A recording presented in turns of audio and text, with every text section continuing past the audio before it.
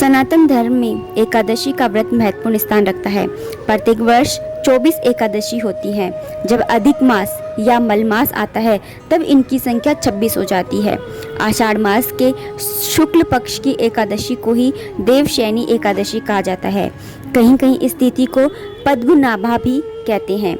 बता दें कि कहीं सूर्य के मिथुन राशि में आने पर ये एकादशी आती है।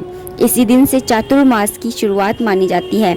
मान्यता है इस दिन से भगवान श्री विष्णु क्षीर सागर में शयन करते हैं और फिर लगभग 4 महीने बाद सूर्य राशि में सूर्य के जाने पर भगवान को उठाया जाता है। इस बीच के अंतराल को ही चातुर्मास कहते हैं। पुराणों में वर्णन आता है कि भगवान विष्णु इस दिन से 4 मास तक पाताल में राजा बलि के द्वार पर निवास करके कार्तिक शुक्ल एकादशी को लौटते हैं। इसी क्रम से इस दिन को देवशयनी और कार्तिक शुक्ल एकादशी को प्रबोधिनी यानी कि देव उठनी एकादशी कहते हैं।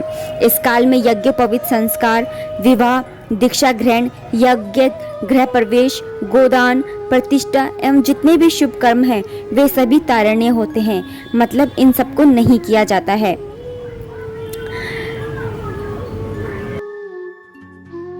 आषाढ़ महीने की एकादशी पर भगवान विष्णु 4 महीने के लिए निद्रा के लिए पाताल लोक में निवास करते हैं। तब सृष्टि की जिम्मेदारी भगवान शंकर के हाथों में आ जाती है। इस 4 महीने की समयावधि को चातुर्मास कहते हैं। 4 महीने के बाद देव उठनी 11 पर भगवान विष्णु अपनी निद्रा से जागकर पुनः सृष्टि का संचालन करने के लिए पाताल लोक से विष्णु लोक में पधारते हैं। इसी के साथ 4 महीनों तक शुभ कार्यों और विवाह में लगी पाबंदियां हट जाती हैं और शुभ कार्य एक बार फिर से आरंभ हो जाते हैं। चलिए अब जानते हैं देवशयनी एकादशी व्रत का महत्व। हिंदू धर्म में एकादशी व्रत का बहुत ही महत्व होता है, खासतौर पर जब आषाढ़ महीने की देवशयनी एकादशी आती है। माना जाता है जो भी इस एकादशी का व्रत रखता है और भगवान विष्णु का नाम जपता है उसके सभी तरह के पाप नष्ट हो जाते हैं और हर मनोकामना अवश्य पूरी होती है।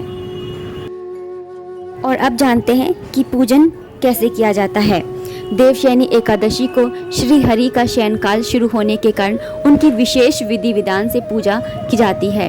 पद्म पुराण के अनुसार देवशयनी एकादशी के दिन कमल लोचन भगवान विष्णु का कमल के फूलों से पूजन करने से तीनों लोकों के देवताओं का पूजन हो जाता है।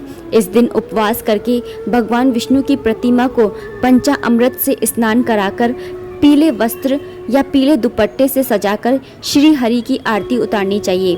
भगवान को पान सुपारी अर्पित करने के बाद मंत्र द्वारा स्तुति करनी चाहिए।